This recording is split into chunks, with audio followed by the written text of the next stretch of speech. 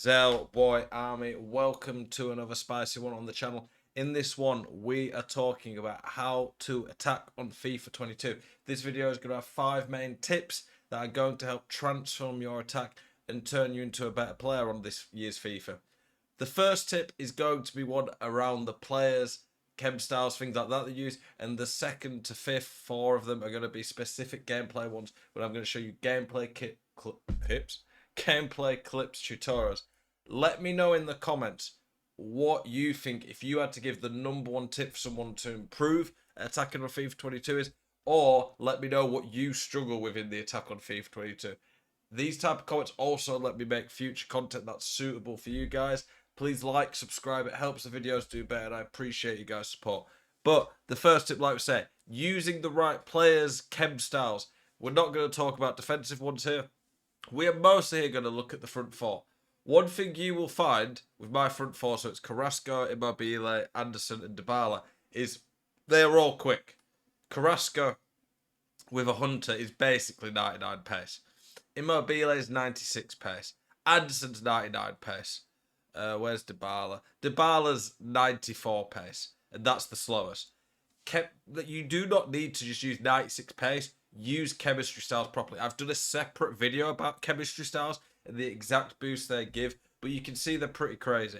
10 pace, 10 finishing, 5 movement, 5 shot power. Hunter gives some crazy stats.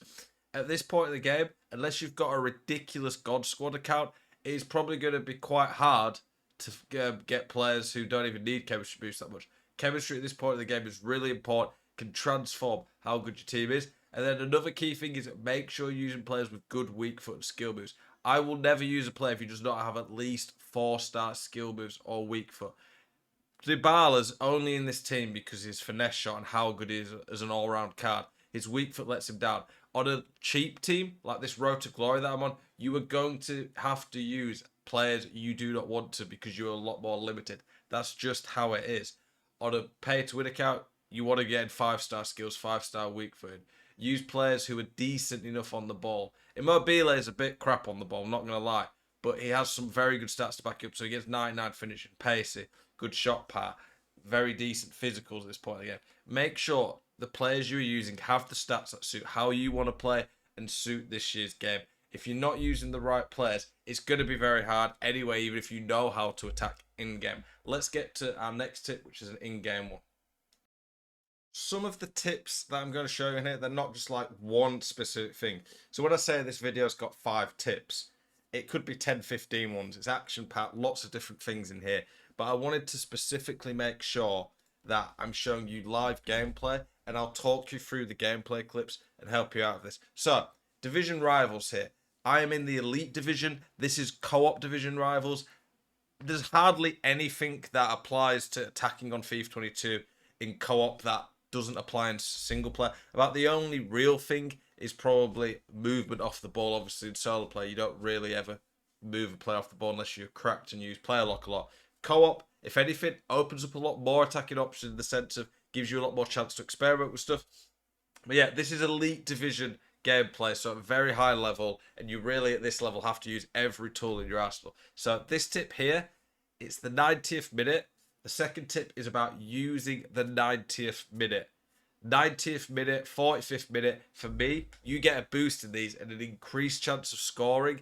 It is keeping your composure. So many people on FIFA, one of the biggest mistakes they make is they rush things, they force things that they just do not need to do, and they end up giving the ball away. Make sure you get the last attack of the game. Don't give your opponent the ball. Don't give them a chance to get back into the game. And like I say, I genuinely think there's a boost. Most pros would agree on this, that there's a boost, a higher chance of scoring. In the last minute of a half, the game just seems to help you. So let's see this goal here. I'll show you the goal and then we'll rewind it and go through it.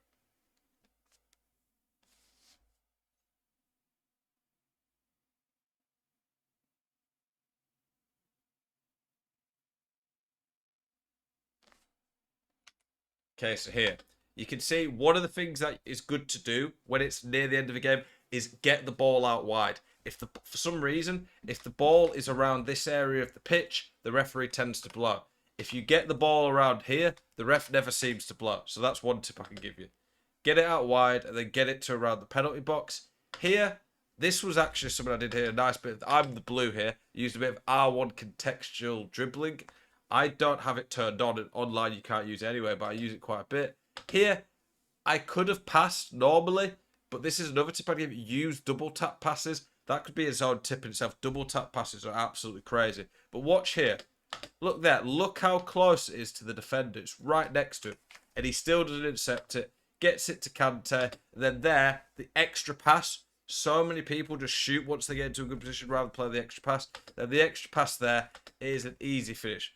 Sometimes this software is a bit annoying like that. You can see here, composure, not doing anything stupid. Double tap pass. Plays the extra pass. And then from there, honestly, I probably should have taken one touch and then shot there. But I get worried on this game. If you take a touch, what can happen?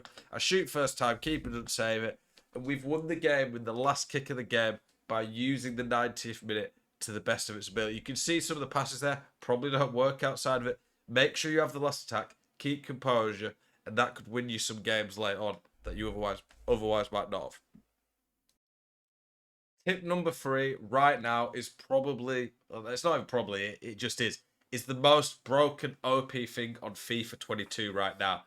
The patch notes that they put out this week could change this. Based on what the patch notes say, I don't think it's drastically going to change, so I definitely think it will still be viable. But like I say, we have to test the patch out and see this first. But tip number 3 is hitting long-range green finesse shots. Let's show you the one we score here. So we get a bit lucky there. Here, you would think I want to go there, make some space, then pass it to here. But soon as I find a chance to hit a finesse, look what I go for. I shape my body. So the key to these finesse shots generally is the angle you hit them at. So here, I'm hitting it there so I can open my body up to hit it in the far corner. There, about 3 bars of power you could see. Go back ever so slightly.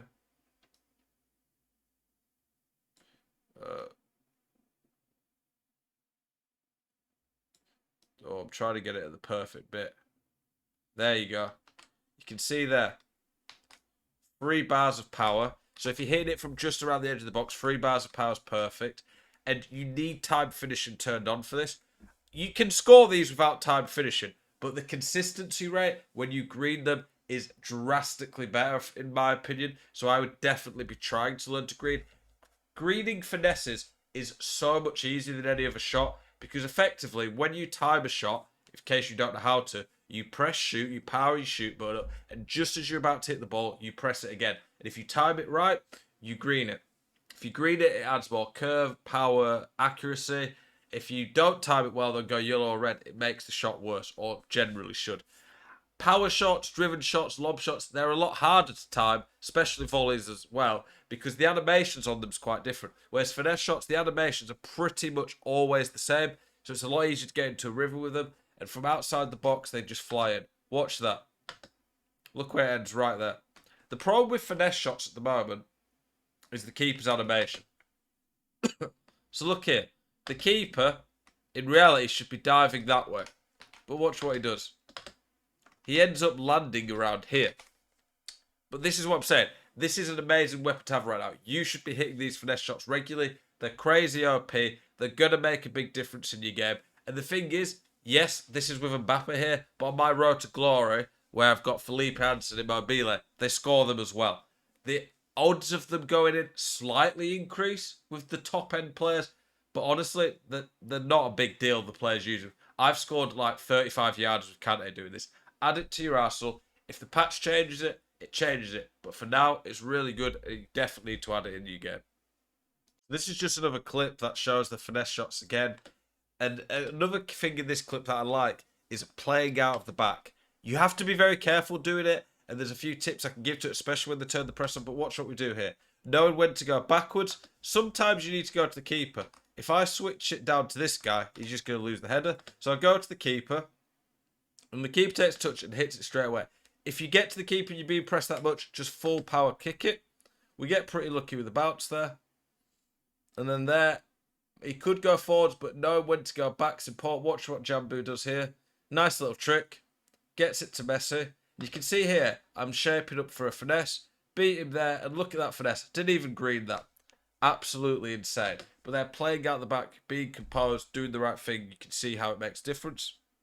Gonna throw in a special little goal that me and Jambu scored in this game that I think you guys would enjoy. I'm not saying this one will work all the time, but why not give it a try? Look at that. Absolutely crazy from Ginola. One of the biggest things that separates players on FIFA is pass accuracy. And this probably sounds quite simple, but listen to the maths behind it and then start to see how it can add up. If you have 100% passing, you literally never miss a pass. Every pass you do goes to player. Great. If you have 95% passes, that means that 1 in 20 of your passes is going back to the opponent. Not too bad. If you have 90%, 1 in 10 passes are going back to your opponent. If you have 80%, 1 in 5 passes are going back to your opponent. So there's a drastic difference between 80 and 95% passing. One of them is giving the ball away 4 times less.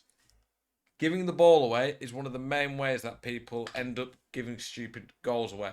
Most goals that people score in FIFA are not because they've done anything special. It's not because they're just so much better than their opponent. It's because their opponent has done something stupid. Normally, they've made a mistake. They might have dove in. They might have given the ball away cheaply. If your opponent doesn't have the ball, they cannot score. It's as simple as that. If your opponent has the ball, they're going to score. You can see here, the opponent we're against here just keeps giving us the ball back. A lot of the passes we'll do are going to be high percentage ones. If you go for a pass like that that's bad, it's not the end of the world. It's not a big issue going for more risky passes around the box. A lot of the passes I'm talking about, the ones that end up getting given away, are the ones where you're passing it in around your defence and midfield. Where you lose the ball also matters. You will sometimes have to go for some more risky stuff. Just do it in the right places. If you can work on your passing and up the accuracy, you are going to massively improve as a player. Most people don't realise quite how important it is. It's one of these things as well. On this year's FIFA, it is very, very hard to pass properly if you do not really concentrate. You have to face the right way a lot of the time. Using players with better passing really is noticeable. And if you don't concentrate about it, I've seen most people complain saying they think the passing's broken on this game. I do think there are some issues with the passing, literal bugs. Like there's one where you press to pass, it just takes an extra touch. But for the most part, I still have 90 to 95% pass in most games. One of the best ways you can measure a really good FIFA player is by his pass accuracy. More pass accuracy generally is going to lead to more possession. It's going to lead to you giving the ball away less so you don't concede as much. It makes a big difference. Work on your pass accuracy and it'll improve you in a lot of ways. The last tip I'm going to say here is one that is important because not many people do it properly. I talked about in yesterday's video using set pieces, but I want to show you an example of one that I scored. Using your set pieces. You can see here, we've got our corner taker set up straight away. We move the ball here. This is a very simple corner technique to score. Anyone can do it as long as you have someone who's pretty good in the air. So on this team, it's David Ginola, 6'1", 90 plus jumping. As long as you've got someone good in the air, if they do not move their keeper to about here, then it is a very easy goal if you get a good header. So you whip it near post, like 2 to 3 bars of power. And then when you head it, remember heading's manual. Just head it right in the corner. Go there. Very easy goal. 3 goals like that are huge in FIFA. If you can get a 3 goal like that, it's going to make a big difference. If they move the keeper all the way there, it's not going to work. And you might have to try something else.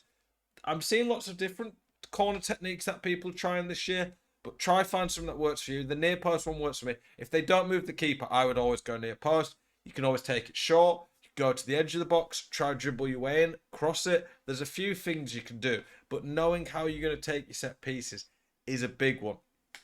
Let's see if we can, to finish off video, see any general things that we're noticing in the gameplay. One of the things that I like to do quite a bit, this is a bonus one for you here. I'm not sure what Jambu was doing there. But one of the things you'll notice top players do is they use width a lot. You can see here that we're trying to go central quite a bit, but then we will go out wide to make space in the middle. You will not find a good tactical formation on FIFA 22 that does not use some sort of width.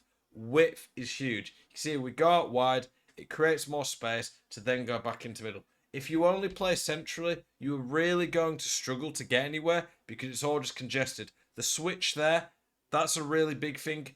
Just basically full power square. But you can see we're going backwards using width, and it's created more space in the middle, which in turn leads to better chances. That's kind of a 6 bonus tip for you guys. But I hope you guys enjoyed this video. Hope it's helped. I might do a part 2 to this. There's lots more stuff that I could talk about, from shooting to dribbling, being unpredictable. There's all sorts of stuff. I appreciate you guys watching this video. Hope your weekend league's going well. I'm going to stream some of mine later tonight. Appreciate you guys. Keep it spicy.